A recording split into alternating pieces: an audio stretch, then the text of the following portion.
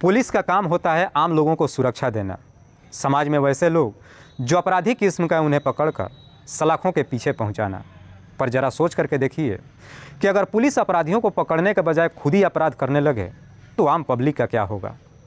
आज की कहानी में भी सेम कुछ ऐसी होता है।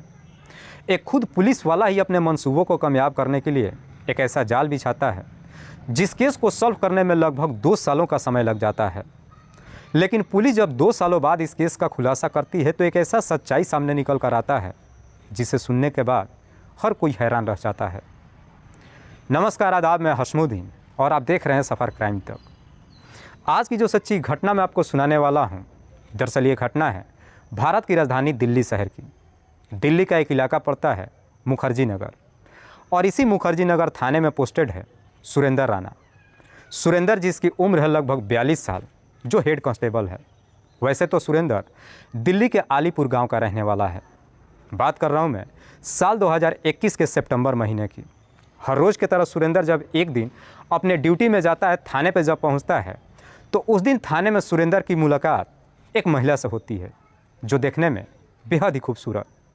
सुरेंद्र जब उस महिला की खूबसूरती को देखता है अपने आप को नहीं रोक पाता है और जाकर उस महिला से पूछताछ करता है। सुरेंद्र उस महिला से कहता है कि मैंने आपको आज से पहले यहाँ कभी नहीं देखा है। इस पर महिला जवाब देती है कि मेरा नाम मोनिका यादव है। मोनिका जिसकी उम्र है लगभग 26 साल, जो उत्तर प्रदेश के बुलंदशहर की रहने वाली है। मोनिका सुरेंद्र से कहती है कि मैं कल ही इस थाने में ज्वाइन की हूँ एज ए कांस्टेबल। मोनिका जो मुखर्जी नगर के एक पीजी में रहती है और साथ ही साथ आईएएस की तैयारी कर रही है। मोनिका जैसे ही अपने बारे में सुरेंद्र से बताती है, सुरेंद्र भी अपना परिचय मोनिका को देता है, जिसकी वजह से सुरेंद्र और मोनिका के बीच में दोस्ती हो जाती है। दोनों के बीच में जब दोस्ती हो जाती है, दोनों एक दूसरे से बातचीत करने लगते हैं। धीरे धीरे समय गुजरना शुरू होता है, लेकिन जैसे ही लगभग 5 से 6 महीने का समय गुजरता है, सुरेंद्र को मोनिका से प्यार हो जाता है। सुरेंद्र को जब मोनिका से प्यार हो जाता है, अब सुरेंद्र मोनिका के बगैर नहीं रह पाता है। इसलिए एक दिन सुरेंद्र अपने दिल की बात मोनिका से कह देता है। सुरेंद्र जब अपने प्यार का इजहार मोनिका से करता है, इसे सुनकर मोनिका को भी बड़ा अजीब सा लगता है। मोनिका कोई जवाब नहीं देती है क्योंकि सुरेंद्र और मोनिका के बीच उम्र का लगभग 15 साल का फासला होता है। मोनिका जब कोई जवाब नहीं देती है, इस पर सुरेंद्र मोनिका को कहता है कि तुम्हें घबराने की कोई ज़रूरत नहीं है, मैं तुमसे प्यार ही नहीं करता हूँ बल्कि शादी भी करना चाहता हूँ। सुरेंद्र मोनिका से कहता है कि मेरे पास ढेरों सारी धन दौलत ही नहीं है बल्कि आलीपुर गांव में एक बहुत ही खूबसूरत बंगला भी है। याद रखना, अगर तुमने मुझसे शादी कर लिया तो मैं तुम्हें रानी बना करके रखूँगा। सुरेंद्र जब मोनिका से शादी करने की बात कहता है, इस पर मोनिका कहती है कि मुझे थोड़ा सा सोचने के लिए वक्त चाहिए। सुरेंद्र उसे समय दे देता है। मोनिका जो उत्तर प्रदेश के बुलंदशहर की रहने वाली है। मोनिका के पिता का नाम है ब्रह्मपाल।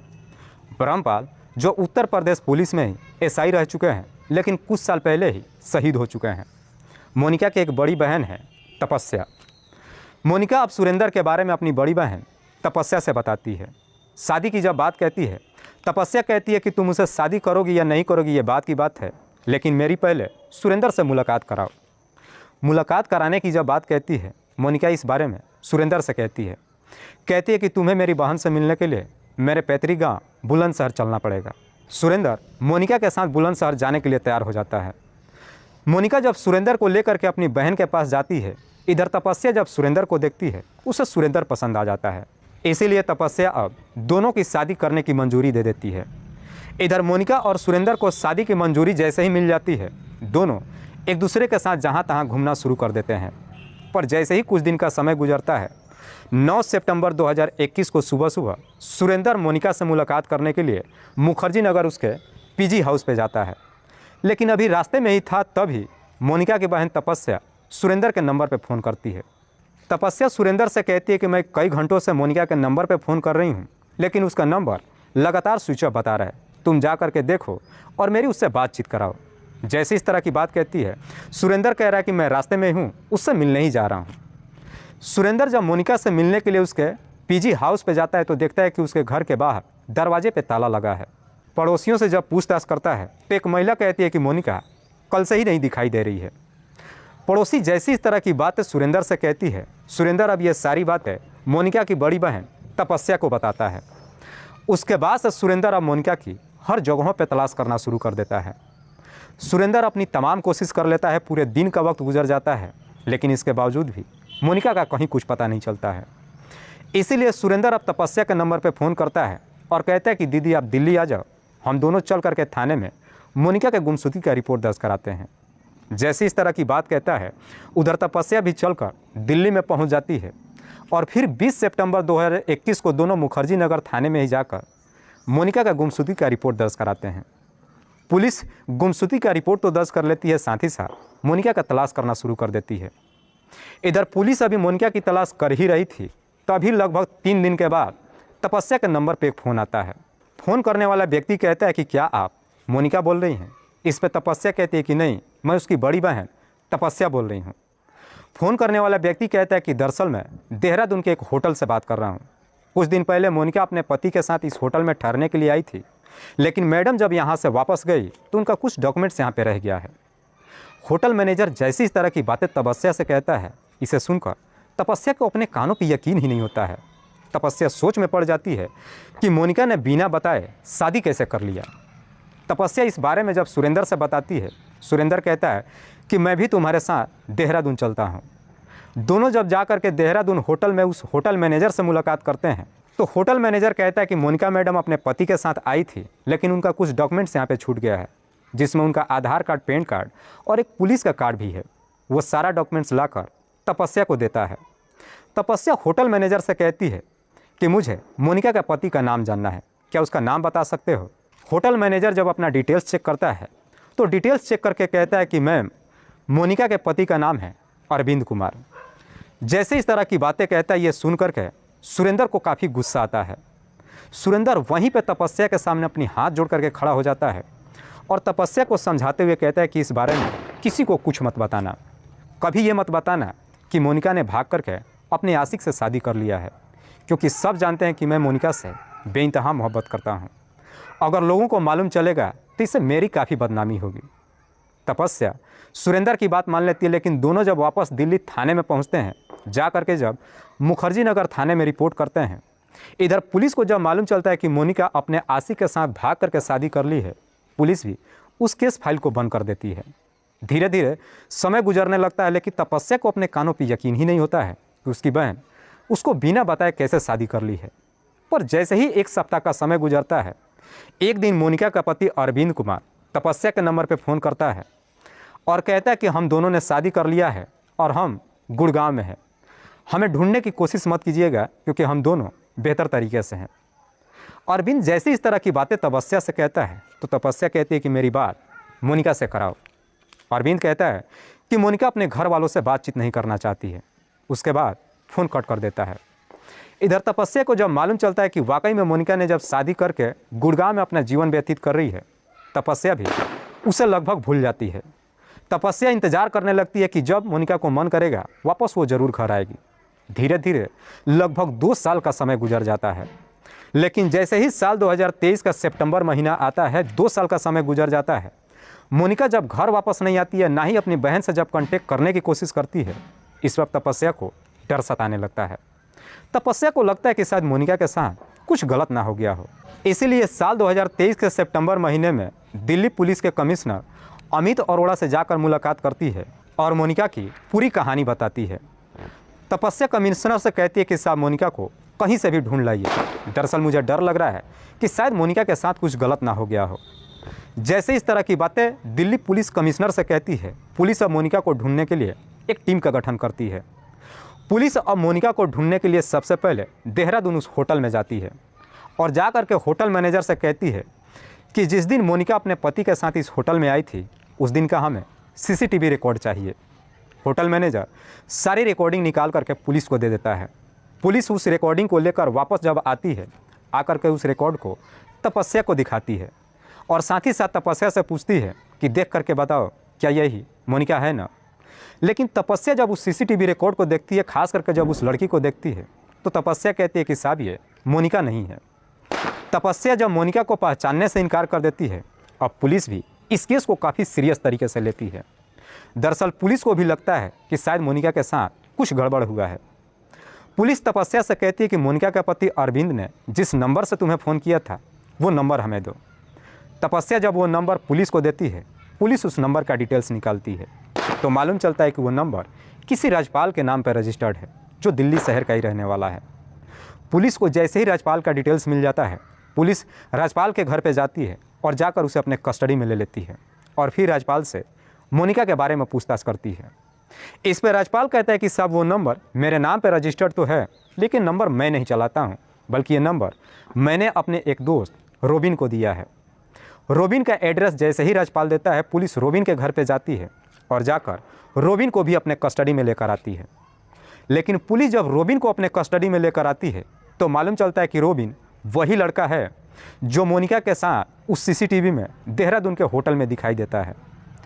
पुलिस जैसे ही रोबिन को अब अपने कस्टडी में लेती है, पुलिस अब रोबिन से मोनिका के बारे में पूछताछ करती है। लेकिन पुलिस जैसे ही रोबिन के ऊपर शक्ति दिखाना शुरू करती है, रोबिन सुरेंद्र राणा का नाम बता देता है। पुलिस जैसे ही सुरेंद्र राणा का नाम सुनती है, अब पुलिस सुरेंद्र को अपने कस्टडी में ले लेती है और फिर सुरेंद्र से मोनिका के बारे में पूछताछ करती है। सुरेंद्र बिना किसी शक्ति दबाव के तुरंत ही अपनी सच्चाई कबूल कर लेता है। सुरेंद्र पुलिस वालों से कहता है कि साहब मोनिका की 2 साल पहले ही हत्या कर दी गई है। लेकिन सुरेंद्र जब इस हत्या की पूरी कहानी बताता है तो वाकई में इसे सुनने के बाद खुद मोनिका की बहन तपस्या को भी अपने कानों पे यकीन नहीं होता है। दरअसल इस कहानी की शुरुआत होती है घटना से ठीक लगभग 2 साल पहले, जब सुरेंद्र और मोनिका को दोस्ती नहीं होता है, बल्कि दोनों को जब शादी करने का मंजूरी मिल जाता है, दोनों एक साथ जब समय गुजारने लगते हैं। मोनिका इधर सुरेंद्र से शादी करने से पहले एक दिन आलीपुर गांव में उसका घर देखने के लिए जाती है। लेकिन आलीपुर जब गांव में पहुंचती है, चूँकि मोनिका सुरेंद्र का घर तो नहीं देख पाई थी, आलीपुर गांव में पहुंचने के बाद सुरेंद्र के नंबर पर फ़ोन करती है और कहती है कि मैं तुम्हारे एरिया में आई हूं, क्यों ना मैं चलकर तुम्हारा घर देख लेती हूं। मोनिका जैसे इस तरह की बातें सुरेंद्र से कहती है, ये सुनकर सुरेंद्र एकदम से डर जाता है, क्योंकि सुरेंद्र ने मोनिका से बहुत सारा झूठ बोला था। दरअसल सुरेंद्र जो ऑलरेडी शादीशुदा ही नहीं था, बल्कि उसके 2 बच्चे भी थे। सुरेंद्र को जैसे ही मालूम चलता है कि मोनिका उसके इलाके में पहुंच चुकी है, सुरेंद्र मोनिका से कहता है कि तुम जहां पे हो वहीं पे ठहरो, मैं अभी वहां पे आ रहा हूं। सुरेंद्र मोनिका से मिलने के लिए जब रवाना होता है, रास्ते में ही तरह तरह की बात सोच करके वो डरने लगता है। सुरेंद्र को लगता है कि मोनिका को जब सच्चाई मालूम चलेगा, उसे बुरी तरीके से फंसा देगी। सुरेंद्र को अब अपना भविष्य खतरे में नजर आने लगता है। सुरेंद्र के लिए अब मोनिका अपने रास्ते का रोड़ा बन जाती है। इसीलिए सुरेंद्र रास्ते में ही आनन फानन में मोनिका को इस दुनिया से हटाने के लिए तय कर देता है। सुरेंद्र मोनिका को इस दुनिया से हटाने के लिए एक षड्यंत्र बनाता है। जब मोनिका के पास जाता है, उसे अपने घर नहीं ले जाता है, बल्कि अपनी गाड़ी में बिठाकर वहाँ से रवाना होता है और गाड़ी को लेकर के सीधे बुरारी के यमुना पुस्ता इलाके में चला जाता है। बुरारी के पुस्ता इलाके में जाकर एक सुनसान जगह पर गाड़ी रोक देता है। मोनिका को अपनी सारी सच्चाई भी नहीं बताता और बिना सच्चाई बताए ही उसी गाड़ी के अंदर मोनिका के गला दबाकर हत्या कर देता है। उसके बाद से मोनिका की डेड बॉडी को वहीं पे एक गड्ढा खोद करके उसमें डालकर मिट्टी भर देता है। उसके बाद से सुरेंद्र जब अपने घर पे आता है, अब अपने आप को बचाने के लिए एक और तरकीब बनाता है। इधर तपस्या जब सुरेंद्र के नंबर पे फ़ोन करती है, मोनिका के बारे में पूछताछ करती है, तो सुरेंद्र तपस्या से कह देता है कि मोनिका कहीं गायब हो चुकी है। उसके बाद से सुरेंद्र अब ये सारी सच्चाई रोबिन से बताता है। रोबिन कोई और नहीं बल्कि सुरेंद्र का ही साला है। सुरेंद्र जब अपनी सारी सच्चाई रोबिन से बताता है, रोबिन भी सुरेंद्र का साथ देने के लिए तैयार हो जाता है। सुरेंद्र एक कॉल गर्ल को लेकर के आता है और रोबिन के साथ उस लड़की को देहरादून के होटल में भेजता है और साथ ही साथ मोनिका के कुछ आईडी प्रूफ भी रोबिन को दे देता है और रोबिन से कहता है कि इस लड़की को लेकर के जब होटल में जाओ तो इसे अपनी पत्नी बताना और इसका नाम मोनिका बताना, लेकिन जब तुम होटल से बाहर निकलना ये मोनिका के कुछ आईडी प्रूफ वहीं पे छोड़ देना। रोबिन बिल्कुल वैसे ही करता है जैसे सुरेंद्र कहता है। लेकिन जैसे ही उधर से होटल मैनेजर तपस्या के नंबर पे फ़ोन करता है, बुला करके मोनिका का आईडी प्रूफ देता है, मोनिका ये तो मान लेती है कि उसकी बहन ने शादी कर ली है, लेकिन उसे कभी यकीन ही नहीं होता है कि वो घर वापस नहीं आएगी। उसके बावजूद भी तपस्या अपनी बहन की तलाश करना शुरू करती है। इधर जब सुरेंद्र को मालूम चलता है कि तपस्या अस्थिर नहीं बैठने वाली है, 1 सप्ताह बाद फिर से रोबिन से कहता है कि तुम तपस्या के नंबर पर फ़ोन करो और उससे कहो कि मैं मोनिका के साथ गुड़गांव में रह रहा हूँ। रोबिन बिल्कुल वैसे ही करता है। 1 सप्ताह बाद फ़ोन करके जब तपस्या से कहता है, तपस्या भी अस्थिर हो जाती है। लेकिन 2 साल के बाद भी जब मोनिका घर पे वापस नहीं आती है, तब जाकर के तपस्या को कुछ अटपटा सा लगता है। जाकर के दिल्ली पुलिस कमिश्नर से मुलाकात करती है और मोनिका के बारे में बताती है। 2 साल बाद पुलिस जब इस केस की छानबीन करना शुरू करती है, तब जाकर के इस केस का खुलासा होता है। वाकई में सुरेंद्र जब यह पूरी कहानी पुलिस वालों को बताता है, पुलिस सुरेंद्र के तहरीर पे उसके दोनों साथियों को भी अपने कस्टडी में लेकर आती है। फिलहाल पुलिस ने इन तीनों आरोपियों को अपने कस्टडी में लेकर इन सब पे गंभीर धाराओं में मुकदमा दर्ज करके जेल भेज दिया है। दोस्तों, इस पूरी घटना के बारे में आप क्या सोचते हो?